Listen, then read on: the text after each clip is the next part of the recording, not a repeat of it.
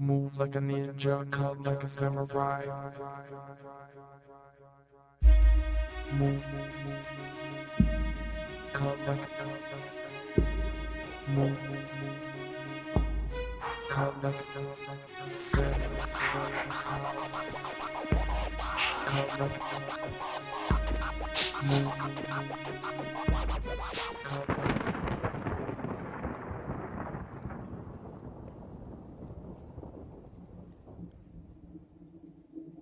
Yeah, of course, it was the best digital turntable ever made, but they offered me a lot of money. Yeah, it was a lot of money.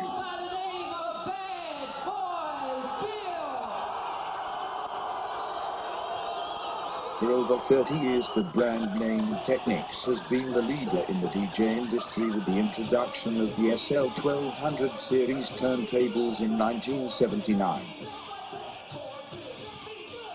When Technics decided to release a digital model turntable based on this classic design, it caused a concern with competitive companies that were enjoying success with their CDJ-based technology. Even before the turntables release, propaganda against Technics' reputation had already begun to start. So I was there, telling my buddies about the new Technics digital turntable coming out, and they said, "Oh, I heard it's not good." And I said, "How would you know that? It's not out until next year." And that's when I knew something was wrong, that the haters were starting already. Technics released the new digital turntable 1 year later and promoted them with videos by Little Louie Vega and J-Rock from the Beat Junkies, to prove to any hater that the Technics was the real deal. Digital turntables. Now I know you've seen other CD turntables out there on the market, and to me, they all look like toys. But what Technics did was they went and got the same things from the 1200 turntable and put it right here into this digital turntable. Got the same torque, got the same motor, got the same feel. Now you turntables, aka the scratch DJs out there, you're probably wondering, is this going to be like my turntable at home on my records? Is this going to be exact? The answer is yes, it's exact. See, I have a fresh right here, 12 o'clock. Now I can go back 1,000,000 times, I can go forward, and you know what? It's still there.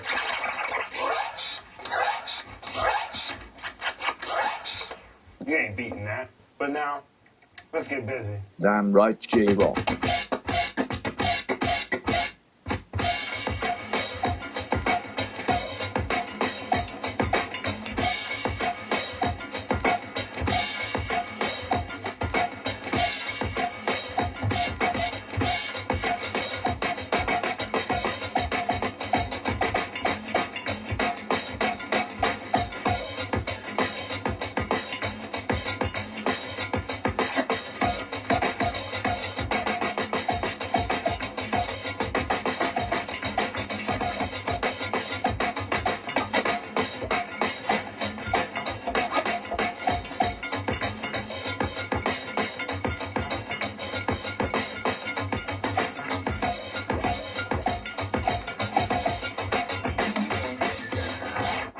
Like I said, the real deal.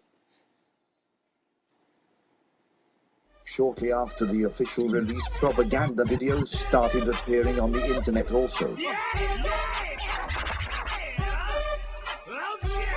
And were quite annoying, I might add, like scratching Usher. Come on. The Usher. Well, it was the worst sample I could find, and I can't really scratch, so yeah. When they first came to me, I thought they were joking. I really did. I knew that it was the best turntable ever made. So why? Like I said, they offered me a lot of money. And yeah, it was a lot. Oops, I said that already. I digress. So anyways, I take it and I threw it down the stairs. But it's built like a tank. These things are quality, so it didn't do anything. Techniques is the best, I tell you. So yeah, I made an 8-bit sample and burned it on a disk for that machine only, but that wasn't enough.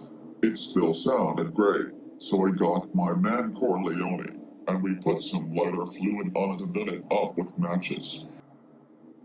So anyways, after we put the fire out, we hooked it back up, and at that point, we decided that yes, we were finally ready to film.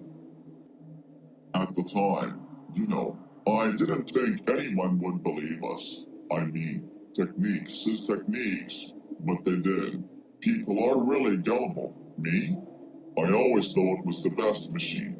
Still think it is. I have 3 pairs of them myself. They're collector items, So anyways, I really worked for my money, putting all those titles and making a 3-part video. Personally, I thought it would look like I was trying too hard. But I think the real moral of this story is that the Techniques digital turntable is the best still in 2010. Ask my man Corleone. Of course, it was the best digital turntable ever made, but they offered me a lot of money, I couldn't turn it down, it was a lot of money. At first I threw it down the stairs, and the thing is, it's built like a tank, it's quality, and nothing will happen to it, so I took an 8-bit sample after, and yeah, and 8-bit samples aren't even heard of, but I made one, and I burned it on a CD just for that machine.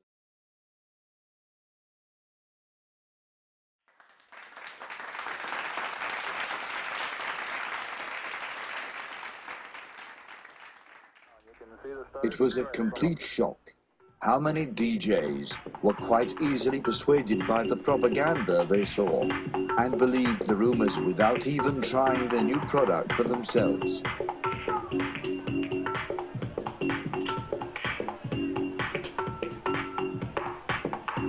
When another small group of independent-minded DJs discovered this new product and the best digital turntables that were ever to be made. But there was a problem. Back in Japan, at Technics, sales numbers were not as expected, as the estimates were based on the success of their original analog turntable. Hearsay, combined with non-independent DJs who listened to something they heard rather than trying their new product themselves, affected these numbers dramatically. Then Technics decided to make the object of 7 years of their research and development and the best digital turntable the world has ever seen. A limited edition. Today, a cult following has surrounded this limited edition turntable, exploring its never-ending possibilities for creation, as well as many companies have dedicated themselves to supporting and creating ingenious products to accessorize this legendary turntable.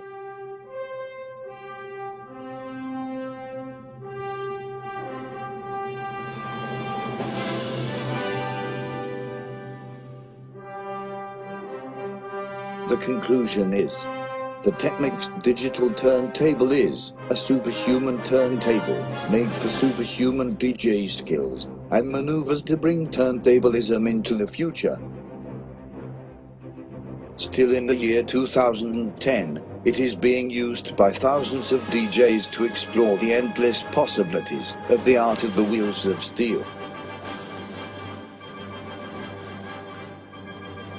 Its limited edition status is making it the most rare and sought-after piece of DJ equipment on the planet. If you have one, we congratulate you. If you don't, get one.